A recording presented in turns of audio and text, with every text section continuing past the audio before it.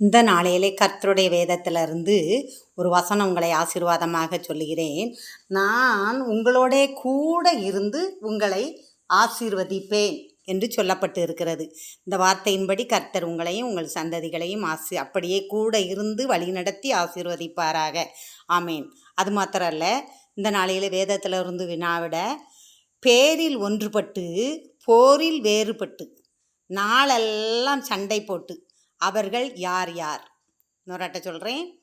பேரில் ஒன்றுபட்டு போரில் வேறுபட்டு நாளெல்லாம் சண்டை போட்டு அவர்கள் யார் யார்? கண்டுபிடிச்சி கமெண்டில் போடுங்க, லைக் பண்ணுங்கள், ஷேர் பண்ணுங்கள், சப்போர்ட் பண்ணுங்கள். அது மட்டும் இல்லை, இப்போ ஒரு பாடல் பாடுறேன், அதே ராகத்தில் நீங்களும் படித்து விட்ருங்க ஒரு வரியை, சரியா? அப்போ தான் நல்லாயிருக்கும். அந்த ராகம் எப்படி இருக்குதுன்னு பார்க்கலாம். பாருங்கள், நான் படிக்க, நீங்கள் குறைய படிங்க. பொய் சொல்ல ஒரு மனுஷனல்ல, மனமாற மனு புத்திரனல்ல.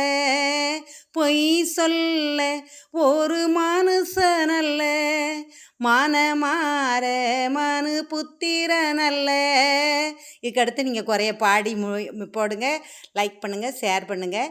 யெகோவா ஈரே சாமுவேல் செல்வி 11:67 போடுங்க, வந்துடும்.